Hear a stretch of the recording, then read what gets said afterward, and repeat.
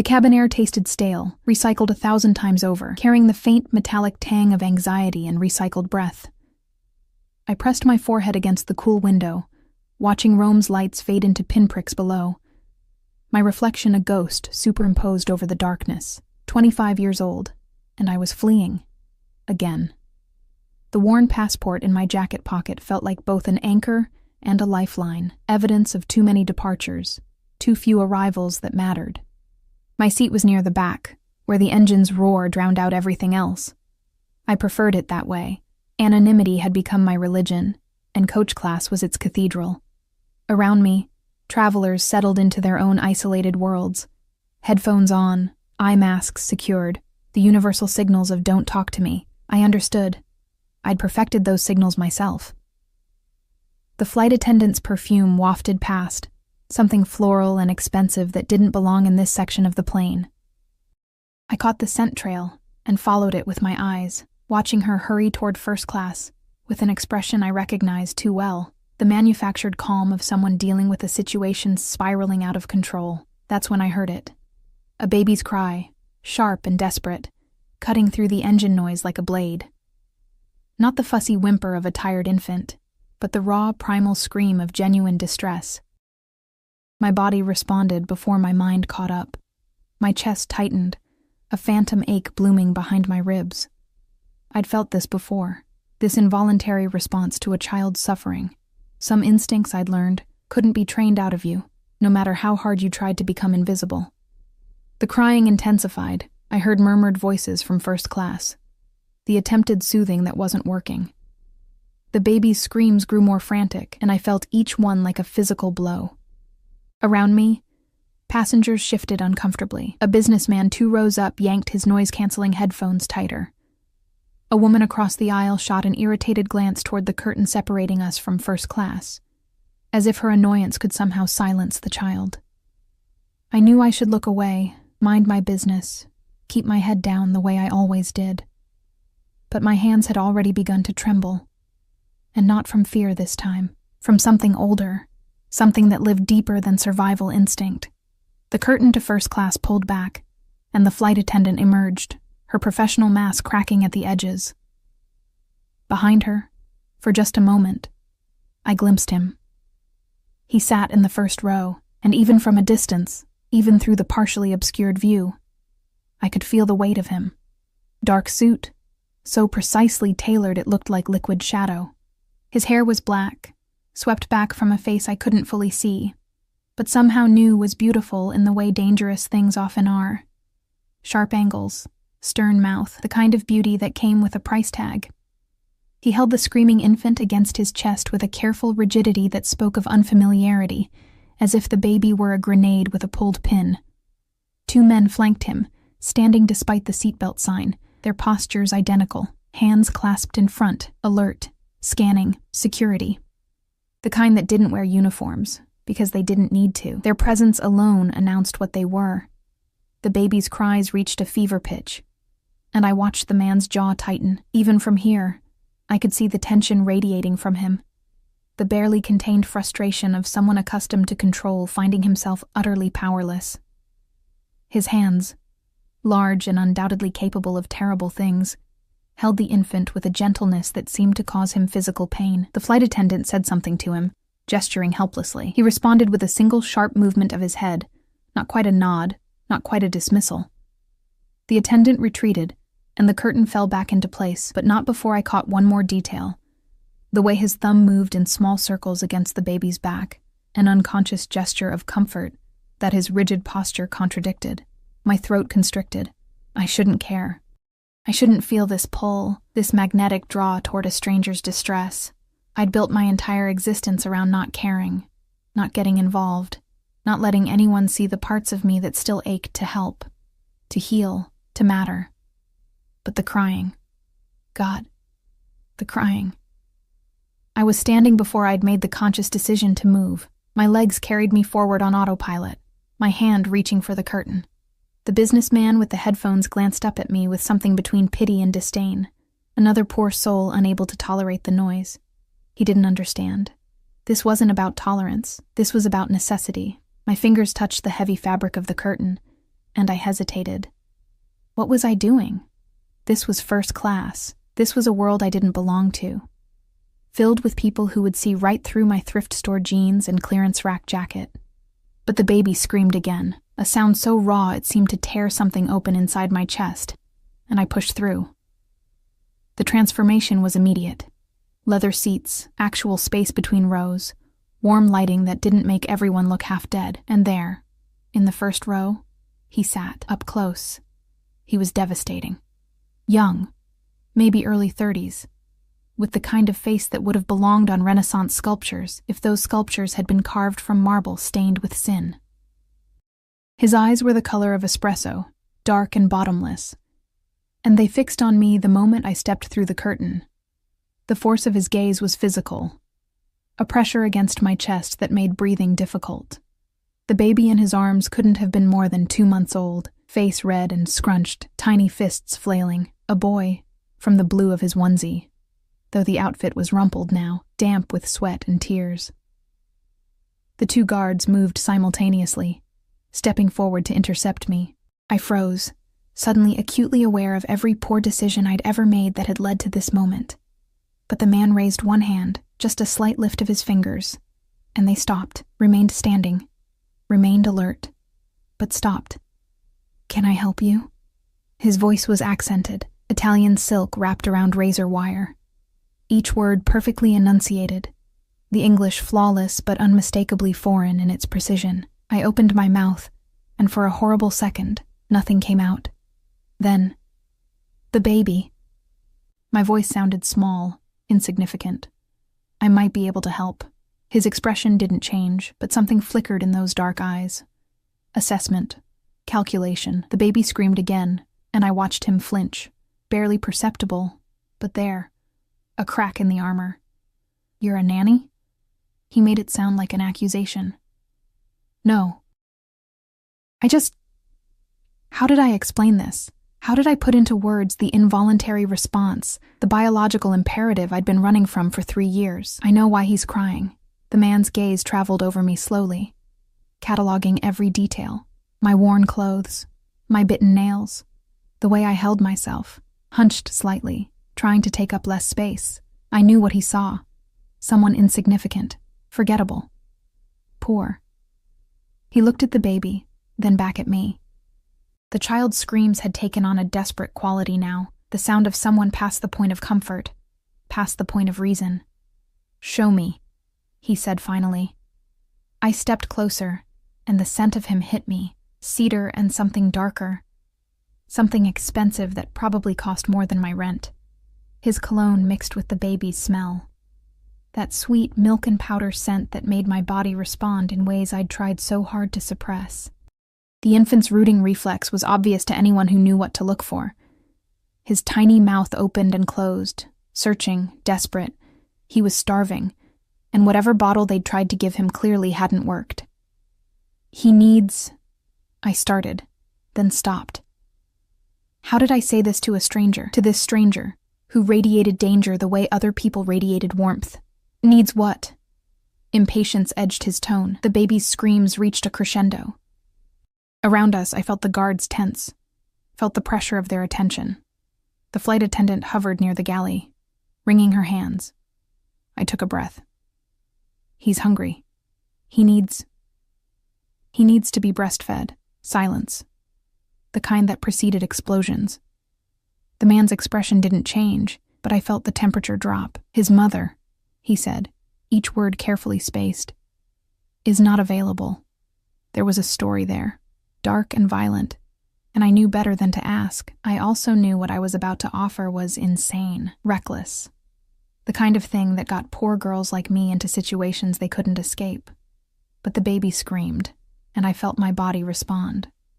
The tingling sensation, the letdown reflex I'd thought I'd suppressed months ago, 3 years since I'd left, since I'd run from the memory of tiny fingers and a warm weight against my chest. 3 years. And my body still remembered. "I can help," I whispered. His eyes narrowed. "You?" I nodded, not trusting my voice. "You would..." He paused, and for the first time, I saw something other than cold control in his expression. Uncertainty, maybe, or disbelief. You would do this? For money? No, the word came out too quickly, too honest. Not for money. Then why? Because I had milk and a stranger's baby was starving. Because some instincts transcended common sense. Because 3 years ago, I'd held my own daughter for 7 perfect hours before they took her away for adoption.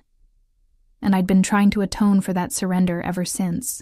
Because he's hungry, I said simply. The man studied me for a long moment, and I forced myself not to look away, not to shrink under that intense scrutiny. The baby's cries had weakened now, growing hoarse, much longer, and he'd make himself sick. Finally, the man stood. He was tall, over 6 feet, and the motion was fluid, controlled. He held the baby out to me, and our fingers brushed in the transfer. His skin warm, calloused in unexpected places. The contact sent a jolt through me that I tried desperately to ignore. The infant settled against my chest immediately, instinctively seeking what he needed. I adjusted my hold, muscle memory taking over, and looked up at the man. I'll need privacy, I said. He gestured to the seat beside his. Sit. I meant sit, not a request. A command, delivered with the absolute certainty of someone who'd never been disobeyed. I sat. He remained standing, a wall of expensive suit, and barely contained danger between me and the rest of first class. His guards moved to flank us, creating a human barrier. The flight attendant started forward, but one look from him sent her retreating. My hands shook as I adjusted my jacket, creating a makeshift cover. The baby's mouth found what it needed, and the transformation was immediate. The screaming stopped, replaced by the soft, satisfied sounds of an infant feeding. The silence felt profound, sacred. I looked down at the tiny face, peaceful now, eyes closed in contentment. My chest ached with a familiar grief, but also something else. A rightness I hadn't felt in years. When I finally looked up, the man was staring at me. Not at the baby. At me.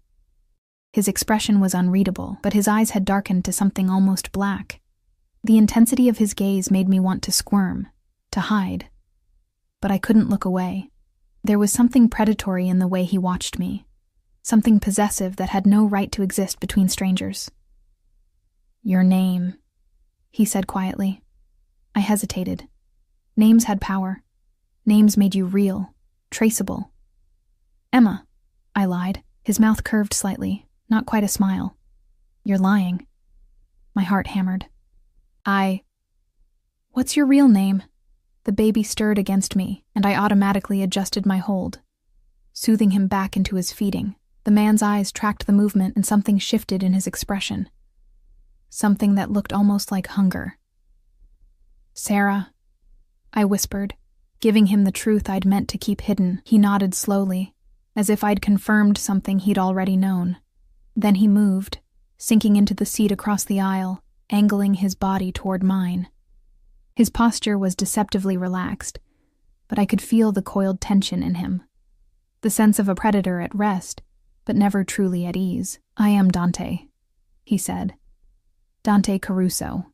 The name meant nothing to me, but the way his guards shifted suggested it should. The flight attendant had gone pale. Thank you for helping with Alessandro, he continued, gesturing to the baby. He is precious to me. There was weight in those words, darkness in the pauses between them. Is he yours? I asked, then immediately regretted the question. Too personal. Too invasive. Dante's expression hardened. He is now. The baby, Alessandro, finished feeding and drifted into sleep against my chest, his tiny body warm and trusting. I should give him back. I should return to my seat, to my anonymous existence in coach. But I couldn't seem to move. You have done this before, Dante observed. Not a question. I nodded mutely. You have a child? The grief must have shown on my face because his expression softened fractionally. Had, I corrected. I had a daughter. Understanding flickered in his eyes, and with it, something that looked dangerously like sympathy. I'm sorry. I shrugged, trying for casual, achieving broken. It was a long time ago. 3 years, he said. I stared at him, shocked. How could he possibly? The way you hold him, Dante explained. The way your body remembers. 3 years, maybe 4, but the grief is still fresh enough to make you hesitate before helping. You ran from something. From someone. I felt exposed, flayed open under his observation. This stranger saw too much, understood too much. I should go, I managed, starting to rise. His hand shot out, not touching me, but blocking my path. Stay, I can't. Please. The word sounded foreign in his mouth, unpracticed. He is peaceful now. If you leave, he will wake. He will cry again. It was logical, and completely insufficient to explain why I sank back into the seat. Why I let this dangerous man trap me in first class with his sleeping nephew or son, or whatever Alessandro was to him. Dante settled back, his gaze never leaving my face. Tell me, Sarah, where are you running to? I'm not running. That almost smile again. Everyone in Coach is running from something. You more than most. He was right, of course. I was running. Had been running since the moment I'd signed the adoption papers, since I'd chosen survival over motherhood, since I'd learned that love wasn't always enough. London, I said. I have a job interview. What kind of job? Cleaning service. I forced myself to meet his eyes. In a hotel. I expected judgment, maybe pity. Instead, I saw something that looked like respect. Honest work, he said. More honest than mine. Before I could process that admission, Alessandro stirred, making a small sound of protest. Instinctively, I began to rock him, humming softly, an old lullaby my grandmother had taught me. The baby settled immediately, and when I looked up, Dante was staring at me with an expression I couldn't name. You're very good with him, he said softly. Children are easy. It's adults who are complicated. Yes. His voice held layers of meaning I didn't want to unpack. They are. The plane hit turbulence, and Alessandro whimpered. I held him closer, and without thinking, I leaned slightly toward Dante, seeking stability, seeking shelter. He went perfectly still, and I realized with creeping horror what I'd done. I'd invaded the space of a man who radiated danger, who traveled with armed guards, whose very name had made the flight attendant blanch, but he didn't pull away. Instead, he leaned in fractionally closer, and I caught his scent again, cedar and darkness and something wild underneath. Sarah, he murmured, and the way he said my name felt like a claiming. I should have been terrified. I was terrified, but I was also something else, something I didn't want to examine too closely. The turbulence subsided, but the shift in the air between us remained. Dante hadn't moved back to his original position. He stayed leaned forward, close enough that I could count the faint lines at the corners of his eyes. See the shadow of stubble along his jaw, close enough to be dangerous. Alessandro's breathing had evened out into the deep rhythm of infant sleep. His small fist curled against my chest. I should move, should create distance. But my body refused to cooperate, frozen in this strange tableau. A poor girl from nowhere holding a Mafia boss's child 30,000 feet above the Atlantic. How long will he sleep? Dante asked, his voice low enough not to disturb the baby. An hour, maybe 2 if we're lucky. The words came automatically, drawn from a well of knowledge I'd tried to seal shut. He'll need to be changed soon, though, and fed again when he wakes. Something flickered across Dante's face. Uncertainty, perhaps even fear. It was jarring to see such human emotion on features that seemed carved for cruelty. I don't know how to do any of that, he admitted quietly. The confession hung between us, unexpected in its vulnerability. Men like him, men who commanded rooms with a glance, who traveled with armed guards, didn't admit weakness, didn't ask for help. Where's his mother? The question escaped before I could stop it. Dante's expression shuddered immediately. Transformation complete in a heartbeat. The vulnerable man vanished, replaced by something cold and unreachable. Dead. The word fell like a stone into still water, ripples of implication spreading outward. I wanted to apologize, to take back the question, but his eyes warned me against it. 2 days ago, he continued, his tone devoid of emotion now, clinical. She worked for someone who betrayed my family. Her death was unfortunate but necessary. Ice crystallized in my veins. He'd said it so casually, as if discussing the weather, as if a woman's death, a mother's death, was simply a business transaction that hadn't quite gone as planned. "And you took her baby." My voice came out smaller than I intended. "Her baby was fathered by my brother." Dante's jaw tightened. My brother, who she was supposed to love, who she betrayed by working with our enemies, by feeding them information that got 12 of my men killed. So yes, I took Alessandro. He is family. He is blood. And he is mine now. The possessiveness in that last word sent a shiver down my spine. This wasn't a man who simply cared for his nephew. This was a man who claimed things. People, loyalty, lives, with absolute certainty. "Your brother," I started, "is also dead." Dante's eyes never left mine. The same accident that took Alessandro's mother took him as well, which leaves me as the only family this child has. An accident. The word was laughable, dripping with implications I didn't want to examine. I looked down at Alessandro's peaceful face, at the innocence completely unaware of the violence that had orphaned him, of the dangerous hands that now controlled his fate. "Why are you telling me this?" I whispered. Dante leaned back slightly, creating space but not breaking eye contact. "Because you should know what you've walked into, Sarah. What you've involved yourself in by helping me." It sounded like a warning. It felt like a trap already sprung.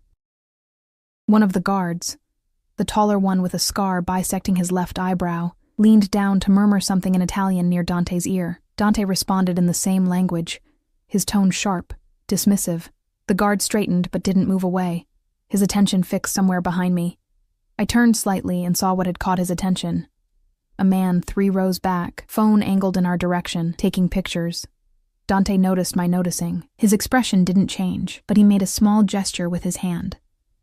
Barely a twitch of his fingers. The scarred guard moved with fluid grace, crossing the aisle and bending to speak quietly to the photographer. I watched the color drain from the man's face as he frantically deleted images, then handed his phone over entirely. The guard returned, placed the phone in Dante's palm. Without looking at it, Dante slipped it into his jacket pocket. "You can't just take someone's phone," I said, though even as the words left my mouth, I knew how naive they sounded. "I just did." Dante's eyes held dark amusement. "And he won't report it. Will he, Marco?" The scarred guard, Marco, smiled, and it wasn't a pleasant expression. "No, boss." He was very understanding about the privacy concerns. I felt Alessandro's weight against me, his trust and vulnerability, and wondered what kind of world I'd stepped into. What kind of man held a baby with such careful gentleness, then casually confiscated a stranger's property with implied threats? "You're scaring her," a new voice said. Female, accented like Dante, but softer. The flight attendant had returned, though this time her approach seemed less about service and more about concern. She was older than I'd initially thought, perhaps 40, with kind eyes that crinkled at the corners. "Lucia," Dante greeted her. "You know Sarah? I know you're overwhelming the poor girl." Lucia's gaze swept over me, taking in my cheap clothes, my nervous posture, the way I clutched Alessandro like a shield. "She helped you with the baby out of kindness. That doesn't mean you get to interrogate her." To my shock, Dante's expression softened fractionally. "You're right." Lucia turned to me. "Are you all right? Do you need anything? Water? Something to eat?" The kindness in her voice nearly undid me. I'd been existing on protein bars and vending machine coffee for weeks, sleeping in hostels and train stations, surviving rather than living. The offer of something as simple as food felt overwhelming. "I'm fine," I lied. Lucia's eyes said she didn't believe me, but she didn't push. "I'll bring you both something anyway." She glanced at Dante. "Be nice." She left, and the absence of her maternal energy made the space feel colder, more dangerous. "Lucia has known me since I was Alessandro's age," Dante said, unprompted. "She is one of 3 people in this world who can speak to me that way and live." I didn't ask who the other 2 were. Alessandro stirred, making small sounds of discomfort. I adjusted him carefully, and he settled again, but I could feel the dampness of his diaper through the thin onesie. "He needs to be changed," I said. Dante stood immediately, gesturing toward the front of first class. "The lavatory. It's larger." "I can't just—" "You can." He reached down, and for a heart-stopping moment, I thought he was going to touch me. Instead, his hand hovered near my elbow, guiding without contact. "Come." I rose on unsteady legs, cradling Alessandro against my chest. Marco and the other guard, shorter, broader, with cold eyes, created a path, and suddenly we were moving through first class toward the front lavatory. I was acutely aware of every passenger who watched us pass, of the whispers that followed in our wake. The lavatory was indeed larger, designed for first-class comfort. Dante entered behind me, and the space that had seemed spacious suddenly felt suffocatingly small. He pulled down the changing table, and I laid Alessandro on it carefully. "You're staying?" I asked, fumbling with the diaper bag Marco had handed me. "I need to learn." Dante leaned against the far wall, arms crossed. "Show me." So I did. I talked him through each step, the wipes, the cream, the fresh diaper. Alessandro woke fully during the change, his dark eyes, so like Dante's, focusing on my face. He didn't cry, just watched me with that intense baby stare that sees through all pretense. "Hello, sweet boy," I murmured, unable to help myself. "You're going to be okay. I promise." "Don't make promises you can't keep," Dante said quietly. I looked up at him, at the hardness in his expression that didn't quite reach his eyes. "Someone needs to promise him something good." "The world isn't good, Sarah. The sooner he learns that, the safer he'll be. He's 2 months old, and already he's learned that mothers die. That trust is dangerous." Dante pushed off the wall, moving closer. "You want to promise him goodness? Promise him strength instead. Promise him that he'll survive whatever comes." We were inches apart now, Alessandro between us, and I could feel the heat radiating from Dante's body, could smell that cedar and danger scent that seemed to cling to him. "What happened to you?" The question slipped out unbidden. "To make you this way?" His hand came up, and I flinched instinctively, but he didn't strike. His fingers merely brushed Alessandro's cheek, surprisingly gentle. "I survived," he said simply, "and I made sure no one could ever hurt my family again." The implications in that statement were vast and violent. A knock on the door made us both jump. Marco's voice came through, low and urgent. "Boss, there's a situation." Dante's entire demeanor shifted in an instant, from almost vulnerable to completely lethal. He opened the door, and I caught fragments of rapid Italian, words I didn't understand but whose urgency I could feel. When Dante turned back to me, his expression was unreadable. "We need to return to our seats. Now." He didn't wait for agreement, just scooped Alessandro from the changing table with newfound confidence, and started back toward first class.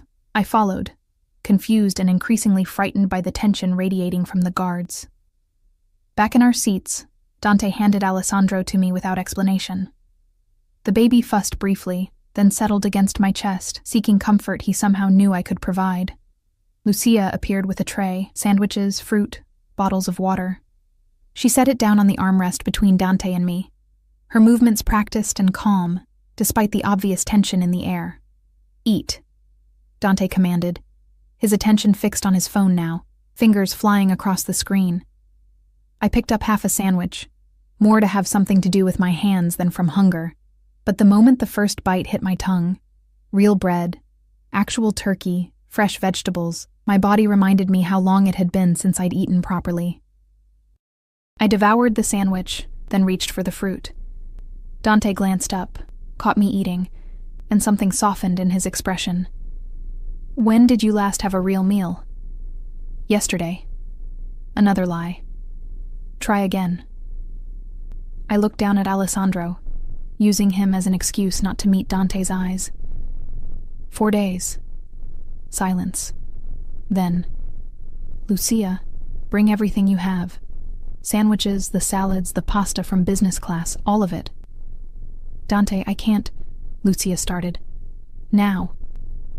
She left without further argument. "You don't need to do that," I said quietly. "I'm fine." "You're starving." His voice held an edge I couldn't identify. "You're feeding my nephew from your own body while you haven't eaten in 4 days. Don't tell me you're fine." The way he said it, my nephew, your body, felt possessive in a way that made my skin prickle with awareness. Lucia returned with enough food for 6 people. She arranged it carefully, then squeezed my shoulder. "Eat, sweetheart. All of it." I wanted to protest, to maintain some dignity, but Alessandro chose that moment to root against my chest again, and my body responded with the familiar tingle of letdown. I needed the calories, needed the nutrition if I was going to keep feeding him. So I ate, and Dante watched me with an intensity that felt like a physical touch. "Why London?"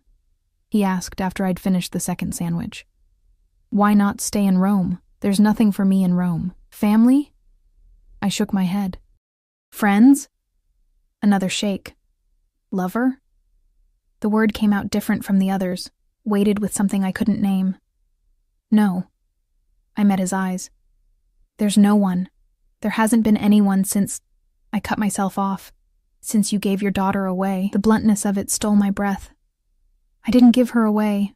I gave her a better life than I could provide. And you've been punishing yourself ever since." It wasn't a question. Alessandro finished feeding and made a small, satisfied sound. I shifted him to my shoulder, patting his back gently until he burped. The domestic normalcy of the act felt surreal given the conversation we were having. "What do you want from me?" I finally asked. "Why are you asking all these questions?" Dante was quiet for a long moment, his expression unreadable. Then, "Alessandro needs a wet nurse, someone to feed him until we can find a proper formula he'll accept, someone who knows how to care for an infant." My heart stopped. "You can't be serious." "I'm always serious. I have a job interview in London, a life to start. I'll pay you more than any cleaning service ever would." He named a figure that made my head spin. "Plus room and board in my home. Full security, protection." Protection from what? His smile was sharp enough to cut. "From everything, Sarah. Everyone. The world that wants to hurt people like you." "People like me?" "People who are vulnerable, alone, running." He leaned forward and I found myself unable to look away from those dark eyes. "You want to start a life? Start it with resources, with safety, with the knowledge that you'll never go hungry again, never sleep in hostels, never have to choose between food and shelter." It was too much, too tempting, too dangerous. "And when Alessandro doesn't need me anymore?" I asked. "What happens then?" Something flickered in Dante's expression, something that looked almost like hunger. "Then we renegotiate." The way he said it sent heat flooding through me, inappropriate and unwelcome. "I need to think about it," I managed. "You have until we land." He settled back in his seat, but his gaze never left my face. 4 hours, Sarah. 4 hours to decide if you want to keep running, or if you're ready to let someone protect you for once." Alessandro had fallen asleep against my shoulder, his tiny body warm and trusting.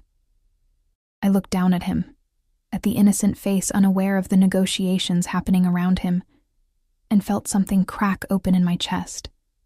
I'd been running for 3 years, running from grief, from guilt, from the memory of a daughter I'd held once and never again. Running toward nothing, toward the illusion of a fresh start that never quite materialized. Maybe it was time to stop running. Maybe it was time to let myself be caught. London's Heathrow Airport materialized through the window, gray tarmac, gray sky, the kind of perpetual gloom that matched the turmoil churning in my stomach.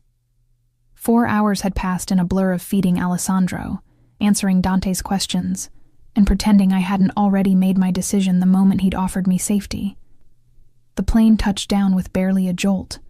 First-class landings, apparently, were as smooth as everything else in this world I didn't belong to. Around us, passengers began gathering their belongings, but Dante remained seated, Alessandro sleeping peacefully in my arms. "We wait," he said simply, noting my confusion. "Let them clear out first." So we waited. Marco and the other guard, I'd learned his name was Luca, stood sentinel in the aisle, discouraging anyone from lingering. Through the window, I watched a black SUV pull up directly beside the plane, followed by 2 more identical vehicles. A welcoming committee. Sarah. Dante's voice pulled my attention back. Your answer. I looked down at Alessandro, at the tiny face that had become familiar over the past hours. I'd fed him 3 more times, changed him twice, rocked him through turbulence, and taught Dante how to hold him properly. My body had responded to his needs with an ease that terrified me, muscle memory overriding 3 years of carefully constructed walls. If I say yes, I began slowly, what exactly would this arrangement entail? You live in my home. You care for Alessandro. Feed him. Comfort him. Help me learn what he needs. In exchange, you receive payment, security, and anything you require. For how long? 6 months initially. Renewable if both parties agree. 6 months. Half a year in the home of a man who casually mentioned murder, who traveled with armed guards, whose very name made people pale. Half a year of safety, of not having to count every penny, of not sleeping with one eye open in hostile beds that smelled like desperation. Half a year of letting myself care for a child who wasn't mine, who would eventually not need me, who would be another loss to add to my collection. I need guarantees, I said, surprised by the steadiness in my voice. I need to know that I can leave if I want to, that you won't trap me. Something dark flickered in Dante's eyes. I don't trap, Sarah. I persuade. But yes, you'll be free to leave whenever you choose, though I should warn you, once you're under my protection, leaving means you're no longer protected. The world I live in has long memories and violent grudges. Anyone associated with me becomes a target. You're saying if I leave, I'll be in danger? I'm saying the safest place you could possibly be is by my side. He leaned forward, close enough that I could feel his breath against my cheek. But the choice is always yours. I don't keep unwilling prisoners in my home. The word unwilling hung heavy between us, laden with implications I wasn't ready to examine.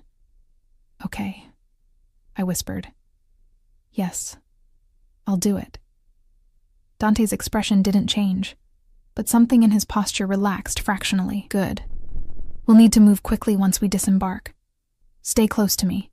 Don't speak to anyone. And if I tell you to do something, do it immediately without question. Understood. I nodded, though unease prickled along my spine. The other passengers had cleared out now. Lucia appeared one final time, pressing a piece of paper into my hand. My number, she said quietly. If you ever need anything at all, you call me.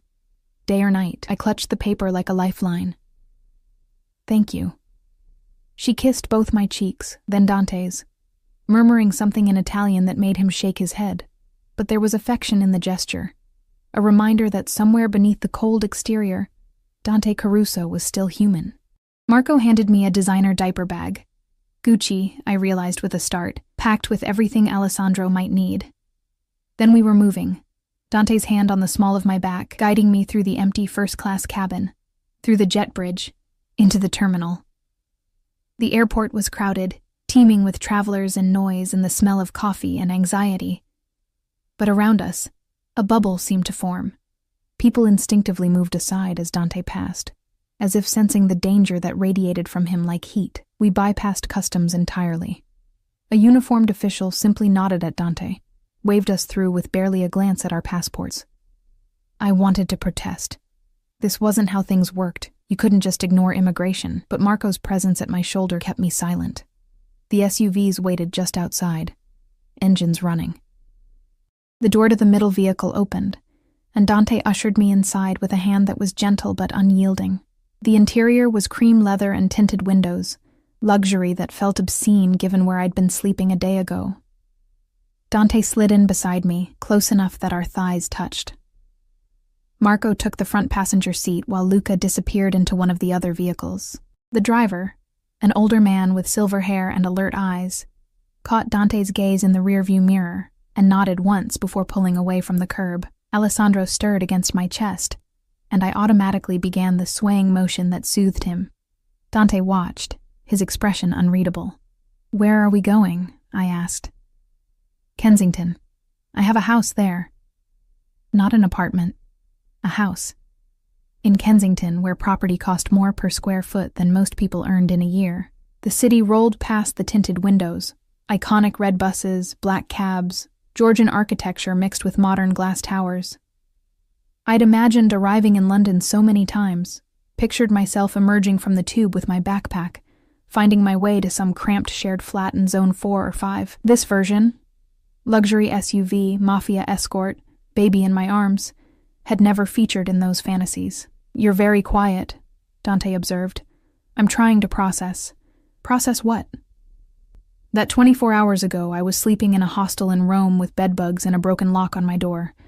And now I gestured vaguely at the opulent interior, at him, at the armed guards and the designer diaper bag. "Now you're safe," Dante finished. "That's all that matters." "Is it?" I turned to face him. "You've told me what you are, what you do. How is that safe?" "Because anyone who wants to hurt you would have to go through me first." His voice was quiet but absolute. "And I promise you, Sarah, no one goes through me."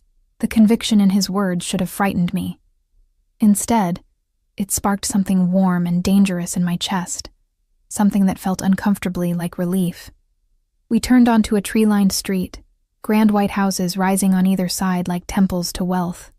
The SUV pulled through an iron gate into a private drive, stopping before a 4-story townhouse that probably cost more than I'd earn in 10 lifetimes. "Home," Dante announced. The door opened, and Marco stepped out first, eyes scanning the surroundings before nodding to Dante. I followed, cradling Alessandro, my legs unsteady after hours on the plane. The air smelled different here, clean, with undertones of money and manicured gardens. The front door opened before we reached it, revealing an older woman in an elegant black dress. She was perhaps 60, with silver hair pulled back in a neat bun and shrewd eyes that took in everything in a single glance. "Mr. Caruso," she greeted in crisp British accent. "Welcome home." "Mrs. Chen." Dante placed a hand on my back again, that possessive gesture I was beginning to recognize. "This is Sarah. She'll be staying with us, caring for Alessandro." "Please prepare the guest suite adjacent to the nursery." Mrs. Chen's gaze swept over me. My cheap clothes, my exhausted face, my protective hold on the baby, and I saw the exact moment she categorized me. Staff, servant, someone far below her employer's status. "Of course, sir. Will she be taking meals with the family?" The question was pointed, designed to establish hierarchy. "She'll be taking meals with me," Dante said, his tone brooking no argument. "And Mrs. Chen?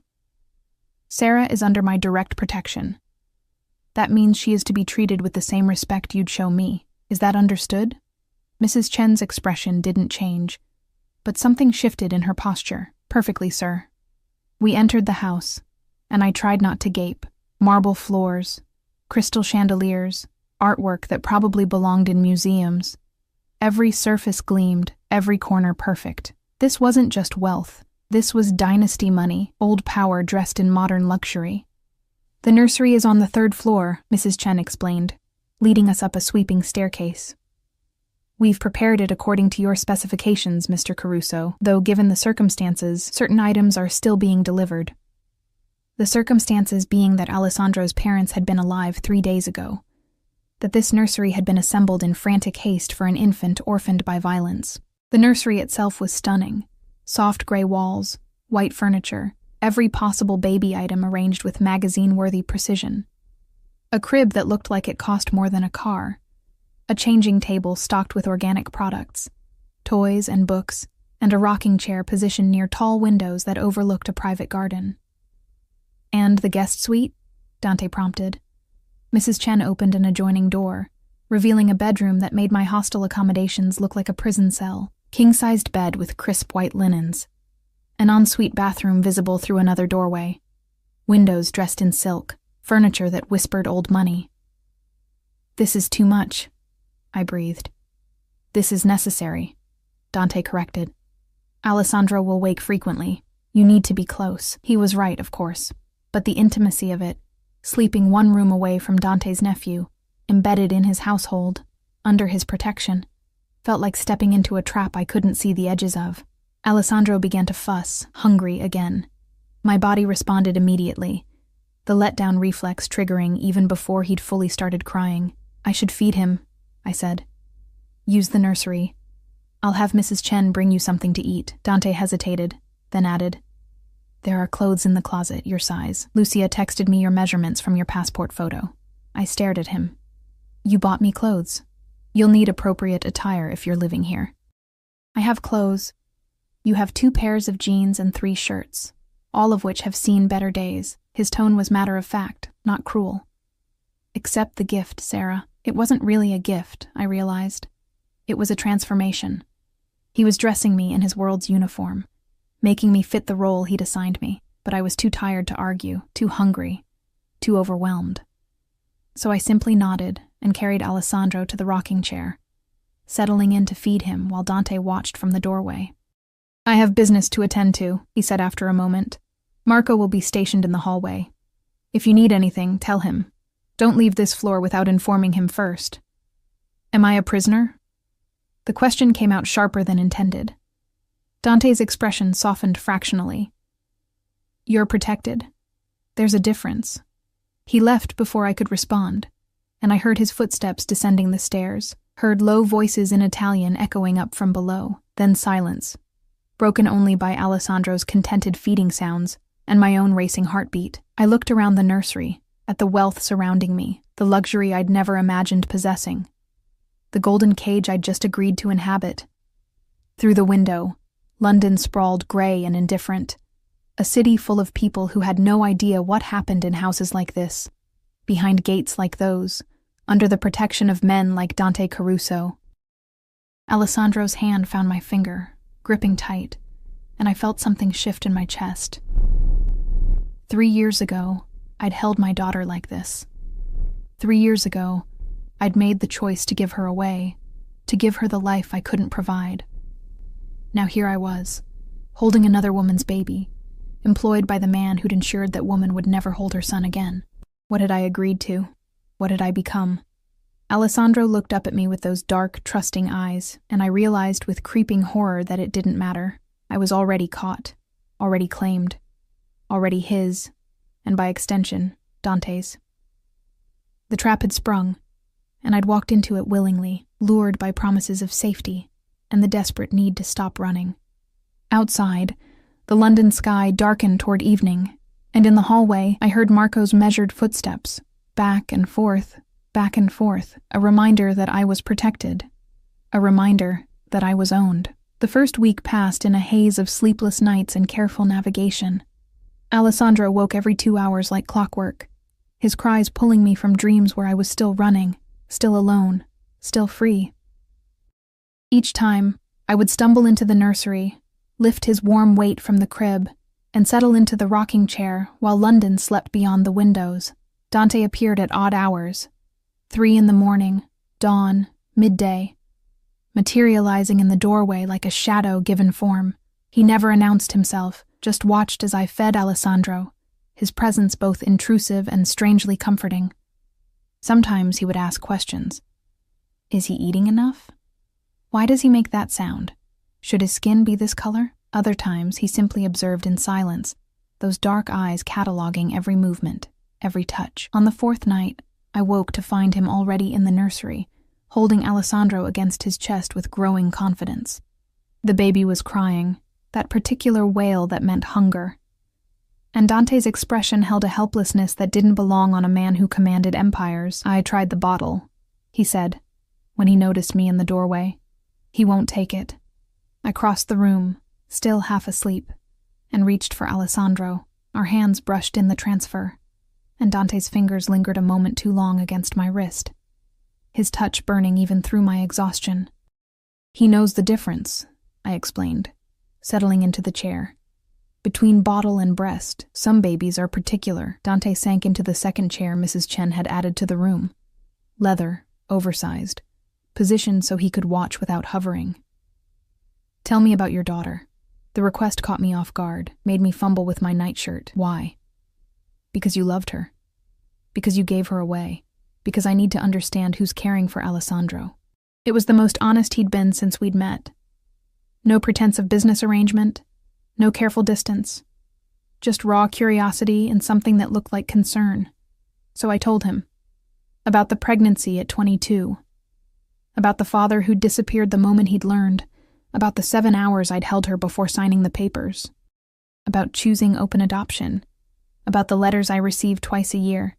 Photos of a little girl with my eyes growing up in a house with a yard, and 2 parents who loved her. Her name is Lily, I finished, surprised by the steadiness in my voice. She's 3 now. Happy. Healthy. Everything I couldn't give her.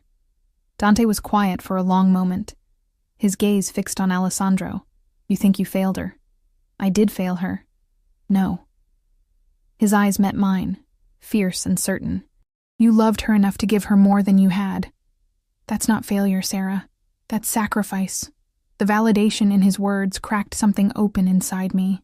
Some dam I'd built from guilt and grief. Tears spilled down my cheeks before I could stop them, and I turned away, mortified. I heard him move, felt him kneel beside the chair. His hand cupped my face, thumb brushing away tears with a gentleness that seemed impossible from someone capable of such violence. Don't hide from me, he murmured. Not here. Not in my home. His home, his rules, his possession. But his touch was so careful, so unexpectedly tender, that I found myself leaning into it, despite every warning bell clanging in my head. Alessandro finished feeding and dozed against my chest. Dante's hand slipped from my face to the baby's back, and for a moment, we formed a strange tableau. The 3 of us connected in the dim nursery light, bound by need and circumstance and something more dangerous neither of us wanted to name. I should put him down, I whispered. Dante nodded but didn't move. His hand remained on Alessandro's back, fingers spread wide, protective. I've never been responsible for someone so small, so breakable. You're doing well with him. Because you're here. His eyes found mine again. Don't leave, Sarah. Whatever I pay you, I'll double it, triple it. Just don't leave. The desperation in his voice terrified me more than any threat could have.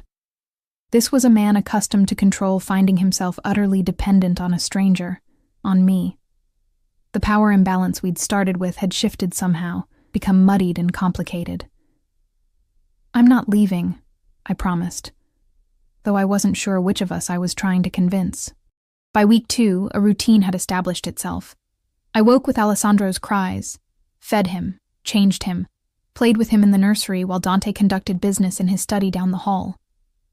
Mrs. Chen brought meals, elaborate restaurant-quality food I'd never have been able to afford, and I ate in the nursery, afraid to venture further into the house, into Dante's world.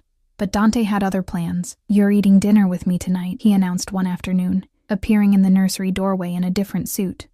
Charcoal instead of black, equally expensive. Mrs. Chen is preparing something special. I can't just leave Alessandro. Marco's daughter is a nanny. She'll watch him for 2 hours. He stepped into the room, and I noticed he'd shaved, that the perpetual shadow on his jaw was gone, making him look younger, almost approachable. This isn't a request, Sarah. Of course it wasn't. Nothing with Dante was a request, even when he phrased it politely. I showered in the ensuite bathroom. Marble and gold fixtures, water pressure that felt like luxury incarnate, and opened the closet Dante had filled. The clothes inside were beautiful, expensive, nothing I would have chosen for myself. I selected the simplest option, a navy dress that fell to my knees, elegant, but not ostentatious. When I emerged, Marco's daughter, a cheerful girl named Sophia, who couldn't have been more than 19, was already cooing over Alessandro. She had her father's dark hair, but none of his intimidating presence. He's adorable, she gushed. Don't worry about a thing. Papa says you're very important to Mr. Caruso, so I'll take extra special care. Important. The word settled uncomfortably on my shoulders. I found Dante in the dining room, a space I'd glimpsed only in passing, all dark wood and crystal. The table could have seated 20, but only 2 places had been set, intimately close at one end. He stood when I entered, a gesture of courtesy that seemed at odds with everything else about him. You look beautiful. The compliment made heat crawl up my neck. The dress is lovely. Thank you. The dress is just fabric, Sarah. You make it beautiful. I didn't know how to respond to that, so I simply took the seat he held for me, hyper-aware of his proximity as he pushed the chair in. Mrs. Chen served us herself. Something I'd learned was unusual, a sign of the meal's significance. Roasted chicken with herbs I couldn't name, vegetables that looked like art, wine that probably cost more than my former monthly rent. "I don't usually drink," I said when Dante poured for both of us. "Neither do I, usually, but tonight feels like an occasion." He raised his glass. 2 unexpected solutions. I touched my glass to his, took a sip, and felt the wine bloom warm in my chest. We ate in silence for a few minutes, the clink of silverware the only sound. Then Dante set down his fork and leaned back, studying me with that unnerving intensity. "You've been here 2 weeks, and you haven't left the 3rd floor. I have everything I need up there. You're hiding." "I'm being appropriate." I met his gaze. "I'm staff, Dante. I don't belong in the rest of your house." His expression darkened. "You're not staff. You're under my protection, which makes you untouchable, which means you go where you like, do what you like, within reason. Within reason being whatever you decide. Yes. No apology, no pretense. That's how this works, Sarah. I keep you safe, you follow my rules, but that doesn't mean you're a prisoner. It means you're valued, protected, owned." The words kept shifting, meanings bleeding into each other. "What if I want to go out?" I asked. "See the city? Have some freedom?" "Then Marco goes with you." "That's not freedom. That's survival." Dante leaned forward, and I could smell his cologne again, that cedar and danger combination that made my pulse quicken. "You want to know what happens to people associated with me who go out unprotected? Last month, one of my accountant's wives went shopping alone. She was taken, held for ransom, tortured for information she didn't have. We got her back, but she'll never be the same. The brutality of it struck me like a physical blow. You're trying to scare me. I'm trying to make you understand. The world I live in doesn't forgive mistakes, doesn't show mercy to the innocent. You think you're just some girl taking care of a baby, but to my enemies, you're leverage. You're a weapon they can use against me. Then why keep me here at all?" Frustration made my voice sharp. "Send me away. Find someone else to feed Alessandro." "No." The word came out hard, final. "You're staying." "Why?" "There must be dozens of wet nurses you could hire." "Because he trusts you." Dante's voice dropped to something almost raw. "Because in 2 weeks, you've become the only stability in his life. Because when he cries, he calms for you. Because you look at him like he matters, like he's more than just the son of a traitor and my dead brother." The confession hung between us, stripping away the pretense we'd both been maintaining. "And because," he continued, quieter now, "I trust you, which is something I extend to perhaps 5 people in this entire world. I should have felt honored. Instead, I felt trapped, weighted down by expectations I'd never asked for. I didn't ask for this responsibility," I whispered. "Neither did I." His hand reached across the table, covering mine. "But here we are, Sarah, 2 people who didn't ask for any of this, trying to keep one innocent child safe in a world that wants to destroy him." His touch was warm, slightly calloused, and I knew I should pull away, knew this was crossing some invisible line from professional to personal, from protected to possessed, but I didn't move, couldn't move. "Tell me something," Dante said, his thumb tracing circles on my wrist. "When you dream, are you still running?" The question struck too close to truth. "Yes." "From what?" "From everything. From myself." His grip tightened fractionally. "You don't have to run anymore. I won't let you." It should have sounded like a threat. Instead, it sounded like a promise. We finished dinner in charged silence, the air between us humming with things unsaid. When Mrs. Chen cleared the plates, Dante stood and offered his hand. "Walk with me." It wasn't a request. He led me through the house, room after room of impossible luxury, until we reached a conservatory I hadn't known existed. Glass walls revealed the private garden, now lit by subtle landscape lighting. Inside, tropical plants created a jungle of green, the air humid and fragrant. "This was my mother's favorite room," Dante said, guiding me to a bench beneath a flowering vine. "She died when I was 12, cancer." The personal detail felt like a gift, an offering of vulnerability. I'm sorry. Don't be. She was weak, and weakness killed her. But his voice held an edge that suggested the words were rehearsed, a philosophy he'd been taught rather than believed. That's not how cancer works, isn't it? He turned to face me, and in the low light, his features looked softer, almost boyish. She knew the life my father led, knew the danger. Could have left, could have taken me and disappeared, but she stayed because she loved him, and that love made her weak, made her a target. Love isn't weakness. No. His hand came up, cupped my face again in that gesture that was becoming familiar, dangerous. Then what do you call it when caring for someone gives your enemies power over you?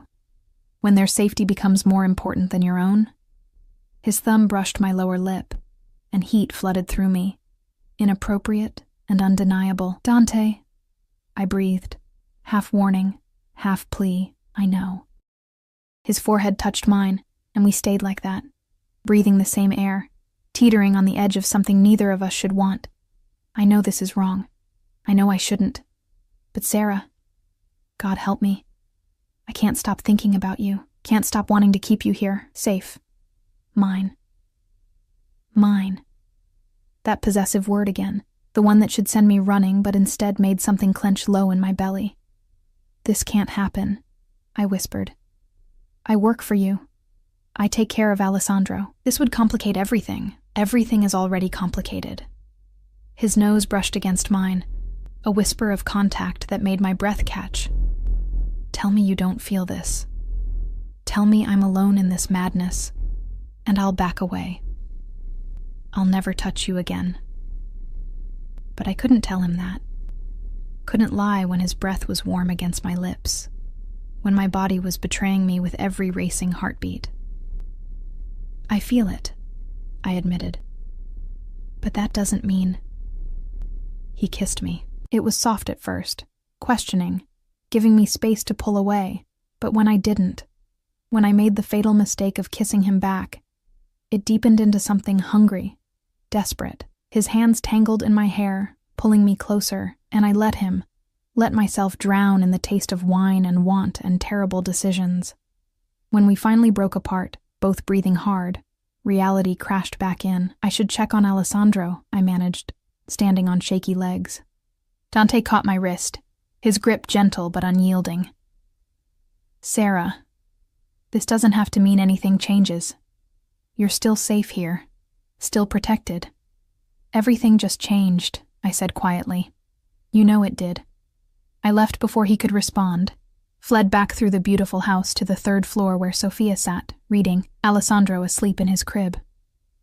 She left with a knowing smile that made me want to sink through the floor. Alone in my room, I touched my lips, still feeling the ghost of Dante's kiss. Still tasting the danger I'd just invited into my carefully constructed walls. I'd come here to stop running. Instead, I'd just run straight into the arms of the one man who could destroy me completely. 3 weeks after the kiss, Dante hadn't touched me again, hadn't tried to corner me in the conservatory, or appear in the nursery at midnight with hunger in his eyes. Instead, he'd retreated into cold professionalism, discussing Alessandro's needs in clipped tones, avoiding eye contact, treating me with the distant courtesy reserved for valued employees. It should have been a relief. Instead, it felt like loss. Alessandro was thriving. He'd gained weight. His cries had become less frequent, and he'd started smiling, real gummy grins that lit up his whole face. I'd taught Dante how to bathe him, how to read his different sounds, how to hold him so he felt secure. Watching this dangerous man gentle himself for an infant had become my favorite daily ritual, even if Dante barely looked at me during the lessons. On a gray Tuesday morning, everything changed. I was in the nursery, changing Alessandro's diaper and singing softly, when Marco burst through the door without knocking. His face was ashen, his usual composure shattered. Sarah, you need to come with me, now. Fear spiked through me. What's wrong? Is Dante? Boss is fine, but there's a situation. Bring the baby. I scooped Alessandro up, didn't bother with shoes, just followed Marco down the stairs in my bare feet and pajama pants. He led me not to Dante's study, but to the basement, a part of the house I'd never seen. accessed through a hidden door in the kitchen. The basement was finished, comfortable even, but clearly designed as a safe room. Reinforced walls, security monitors, supplies stocked on metal shelves, and in the center of it all stood Dante, phone pressed to his ear, speaking rapid Italian with an edge of fury I'd never heard before. He ended the call when he saw us, crossed the space in 3 strides, and pulled me against his chest with Alessandro crushed between us. The embrace was brief, but fierce, desperate in a way that terrified me more than Marco's panic had. "What's happening?" I demanded when he released me. "Someone leaked information about Alessandro, about you." Dante's jaw was tight enough to shatter. "There are men watching the house, professionals. They'll make their move soon. Tonight. Tomorrow. I'm not waiting to find out." "Move? What kind of move?" "Kidnapping. Leverage." His hand cupped my face, forcing me to meet his eyes. "You and Alessandro are targets now, Sarah. I'm getting you both out of London. Out of... where? Italy. To my family's estate in Tuscany. It's a fortress, fully secured, impossible to penetrate." He was already moving, grabbing a bag Marco handed him, checking his weapon with practiced efficiency. "We leave in 20 minutes. My mind reeled. "I can't just leave. I don't have papers. I have everything you need." He caught my hand, squeezed hard enough to hurt. "I know this is frightening. I know you didn't sign up for this level of danger. But Sarah, I will die before I let anyone hurt you or Alessandro. Do you understand me? I will burn the entire city down before I let them take you." The vehemence in his voice, the raw possession, should have scared me. Instead, it sparked something fierce and answering in my chest. "Okay," I whispered. "Okay, we'll go." Relief flickered across his face, quickly masked. "Marco, Luca, and 4 others will travel with us. Mrs. Chen is already at the estate preparing your rooms." He pressed a quick kiss to Alessandro's head. Then, as if he couldn't help himself, to my forehead. "Pack only what you absolutely need. We move fast." The next 20 minutes were chaos. I threw clothes into a bag with shaking hands while Sophia, who'd appeared from somewhere, packed Alessandro's supplies with calm efficiency. Dante moved through the house like a storm, issuing orders, checking weapons, coordinating our exit. We left through the back garden, through a gate I hadn't known existed, into an alley where 3 armored SUVs waited, engines running. Dante bundled me into the middle vehicle, Alessandro in my arms, Marco and Luca flanking us. The other guards split between the remaining vehicles. "Private airfield," Dante told the driver. "Route 3. We pulled out, and I watched through the tinted windows as Kensington blurred past. My heart hammered so hard I thought Alessandro might feel it. But the baby remained calm, trusting, unaware of the danger we were fleeing. Dante's phone rang constantly.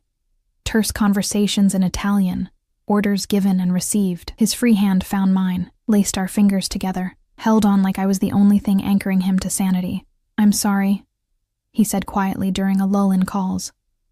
"I'm sorry I brought this into your life. Sorry I made you a target. You gave me safety," I replied. "Protection. This isn't your fault." "It is, though." His thumb traced circles on my palm. "Everything I touch eventually gets destroyed. Everyone I care about becomes a liability. I should have sent you away the moment I realized I was starting to—" He cut himself off, jaw clenching. "Starting to what?" He looked at me then, really looked at me, and I saw everything he'd been hiding for 3 weeks. The want, the fear, the desperate, dangerous thing growing between us. "Starting to need you," he finished roughly. "Not just for Alessandro, for myself." Alessandro chose that moment to fuss, and I shifted him automatically, offering comfort. Dante watched the motion, something softening in his hard expression. "You're so good with him," he murmured. "So natural, like you were meant to be his. He's not mine to keep, isn't he?" Dante's hand moved to Alessandro's head, his touch gentle. "You've fed him from your body, comforted him through the night, loved him when he had no one else. If that doesn't make him yours, Sarah, then what does?" The implication in those words, that Alessandro was ours, that we'd somehow become a family, made my throat tight. We reached the airfield in under an hour. A private jet waited on the tarmac, stairs already lowered, more guards visible near the entrance. Dante ushered me aboard quickly, his body a shield between me and any potential threats. The plane's interior was pure luxury. Leather recliners, a bedroom in back, even a small area clearly set up as a temporary nursery. Someone had thought of everything. 6 hours to Tuscany, Dante said, settling beside me as the plane began to taxi. Try to rest. It's going to be a long few days. But I couldn't rest. Couldn't stop replaying his words. Starting to need you. Couldn't stop feeling the weight of his hand in mine. The way he'd kissed my forehead like a promise. Alessandro fell asleep shortly after takeoff, milk-drunk and content. I laid him in the travel bassinet someone had secured near my seat, then turned to find Dante watching me with that intense, unreadable expression. Ask me, he said quietly. Ask you what? Whatever question is burning in your mind. I can see it, Sarah. You want to know something. I took a breath. What happens when we reach Tuscany? What happens when Alessandro doesn't need me anymore? When he's weaned and eating solid food and I'm not necessary? Dante leaned forward, elbows on his knees, close enough that I could count his eyelashes. What happens is whatever you want to happen. You want to leave? I'll set you up anywhere in the world. Enough money to live comfortably for years. You want to stay? His voice dropped lower, rougher. Then you stay. As Alessandro's caretaker, or as something more.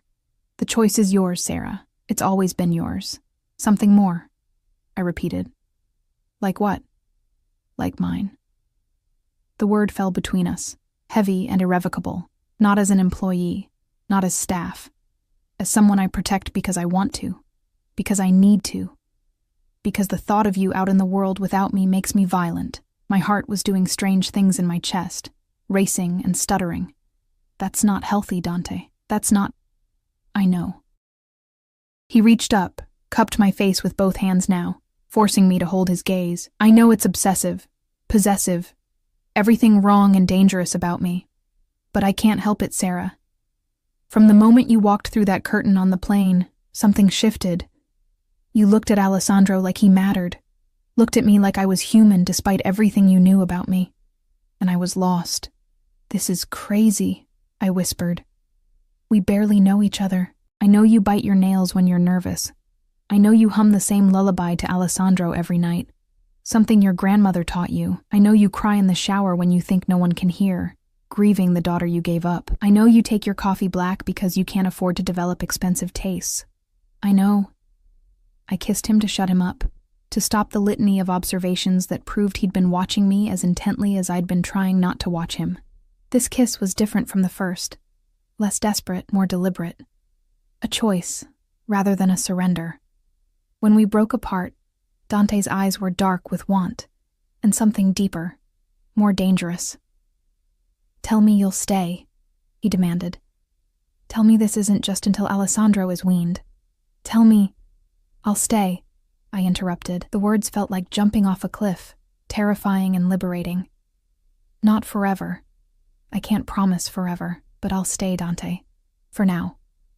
For as long as this works. Relief crashed across his features.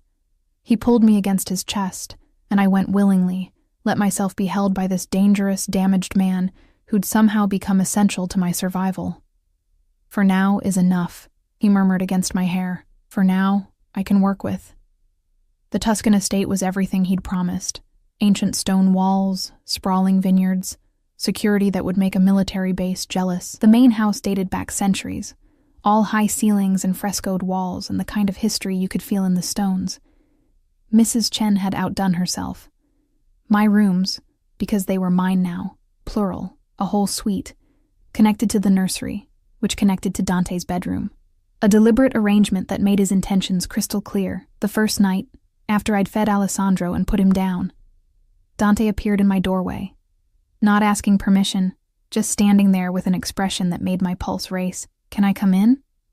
I nodded, unable to speak around the anticipation clogging my throat. He crossed the space slowly, giving me time to change my mind. When he reached me, His hands framed my face with a gentleness that contradicted everything dangerous about him. "I want you," he said simply. "Have wanted you since the moment you offered to help a stranger's baby. But Sarah, if we do this, if we cross this line, I won't be able to let you go easily. My possessiveness, my need to protect and keep and own, it will only get worse. So I'm asking you now, are you sure?"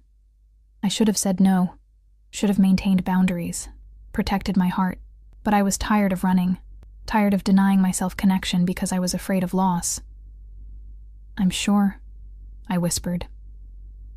He kissed me then, deep and claiming, and I kissed him back with equal fervor.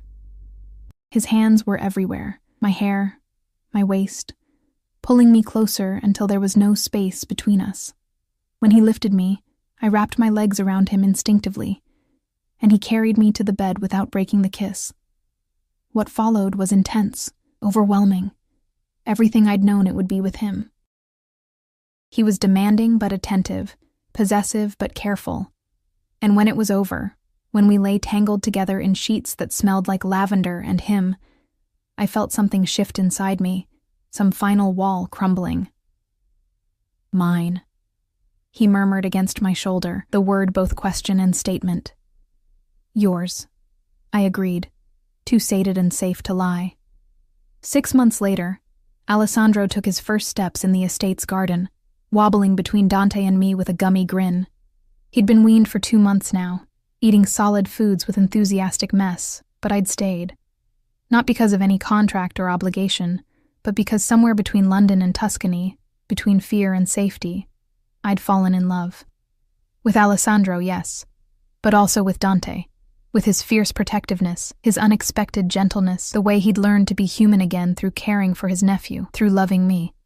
We'd married quietly 3 weeks ago. A small ceremony in the estate's chapel with only Marco, Luca, Mrs. Chen, and Sophia as witnesses. No grand celebration, no announcement to the world, just vows spoken in candlelight, rings exchanged with trembling hands, and the promise to protect each other the way we'd protected Alessandro.